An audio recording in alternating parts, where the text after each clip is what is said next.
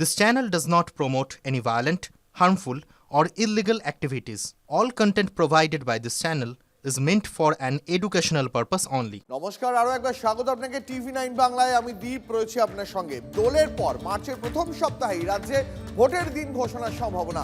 3 দফায় ভোট করাতে পারে কমিশন, এমনটাই খবর সূত্রের। সুপ্রিম কোর্টের নির্দেশে এসআইআর এর সময়সীমা বাড়িয়েছে নির্বাচন কমিশন। 28শে ফেব্রুয়ারি ভোটার তালিকা প্রকাশ হবে, 14ই ফেব্রুয়ারি শুনানির শেষ দিন। মার্চের প্রথমেই বাংলায় ভোট ঘোষণা, জোর গুঞ্জন 3 দফায় ভোট নিয়ে। 7ই মে পর্যন্ত চলতি রাজ্য সরকারের সময়সীমা।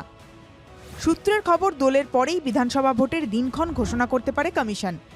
ভারতীয় জনতা পার্টি রাজ্য জুড়ে নির্বাচনের জন্য প্রস্তুত এবং যখনই এই নির্বাচন ঘোষণা হবে তখনই তৃণমূল কংগ্রেসকে বিসর্জন দেওয়ার যে সুনিশ্চিত লক্ষ্য, সেই লক্ষ্য ভারতীয় জনতা পার্টি পূর্ণ করবে। বাংলা পুরো প্রস্তুত, বাংলার মানুষ প্রস্তুত, বাংলার মানে সব গোটা পরিকাঠামো প্রস্তুত। এখন বিজেপি প্রস্তুত নয় বলেই তো এইসব বৈধ ভোটারদের বাদ দেওয়া এই সব নাটক চলছে। সূত্রের খবর, 1 দফাতেই উত্তরবঙ্গের 8 জেলায় হতে পারে ভোট। দক্ষিণবঙ্গে 2 দফায় ভোট করানোর ভাবনা রয়েছে। সূত্রের খবর, কলকাতা, হাওড়া, উত্তর ও দক্ষিণ 24 পরগনা, হুগলি, নদিয়ায় ভোট হতে পারে একসঙ্গে। আর মুর্শিদাবাদ, বীরভূম, পূর্ব ও পশ্চিম বর্ধমান, বাঁকুড়া, পুরুলিয়া, পূর্ব ও পশ্চিম মেদিনীপুর, ঝাড়গ্রামে একসঙ্গে ভোট করার সম্ভাবনা। তবে 2021-এ 8 দফায় বিধানসভা নির্বাচন হয়েছিল বাংলায়।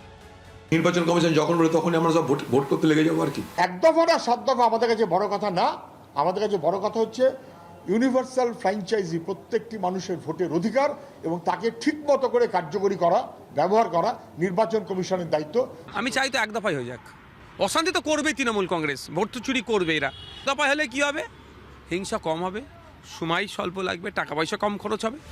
এসবের মধ্যেই জাতীয় নির্বাচন কমিশন বিজ্ঞপ্তি দিয়ে জানিয়ে দিয়েছে 28শে ফেব্রুয়ারি চূড়ান্ত ভোটার তালিকা প্রকাশ হবে। কমিশনের তরফে এসআইআর শুনানির সময় বাড়িয়ে 14ই ফেব্রুয়ারি পর্যন্ত করা হয়েছে। 21শে ফেব্রুয়ারির মধ্যে স্ক্রুটিনি শেষ করার ডেডলাইন দেওয়া হয়েছে। কমিশন জানিয়েছে আগামী 28শে ফেব্রুয়ারির মধ্যে সব বদলি করতে হবে সংশ্লিষ্ট রাজ্যের সরকারকে। ওই দিনই কমিশনকে রিপোর্ট দিতে হবে এই বদলি সংক্রান্ত বিষয়টি জানিয়ে। তালিকা প্রকাশ থেকে ভোট ঘোষণার মাঝেই রাজ্যে আসতে পারেন ডেপুটি নির্বাচন কমিশনার জ্ঞানেশ ভারতী, আসতে পারেন senior deputy election commissioner Manish Garg. বিভিন্ন জেলায় ডিইওদের সঙ্গে বৈঠক করবেন কমিশনের প্রতিনিধিরা। Srabanti Saha report, TV9 Bangla.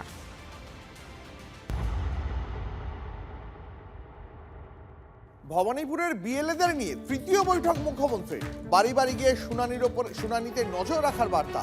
বৈধ ভোটারদের নাম বাদ যাচ্ছে কিনা তার উপরও নজরদারির নির্দেশ তৃণমূল সুপ্রিম। শুনানিতে যাদের ডাকছে তাদের পাশে থাকার নির্দেশ।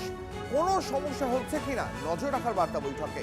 ফর্ম তুলেও কারা সময় মতন জমা দেননি তা নিয়ে রিপোর্ট চান মমতা। শুনানির প্রক্রিয়ায় নজরদারিতে কোনো ঢিলেমি নয়, বৈঠকে বিএলএ 2দের বার্তা তৃণমূল সুপ্রিম। মমতা ব্যানার্জিকে এমন বানানো হচ্ছে না অজেয়। বিজেপি তো ওনাকে হারিয়েছে নন্দীগ্রামে, তো ওখানে হারলে এখানেও হারতে পারেন। 44,000 নাম অলরেডি বাদ গেছে। এখন ভয়ে আছেন যে এসআইআর কমপ্লিট হলে আরও কত নাম বাদ যাবে। তো যেটা উনি লিড পান, এখান থেকে তো লুটপাট করে, চুরি করে, চাপ্পা ভোট দিয়ে হয়। তো সেটাই যদি পুরো চলে যায়, মমতা ব্যানার্জি জিতে আসা খুব মুশকিল, আর টেনশন থাকাটাও স্বাভাবিক।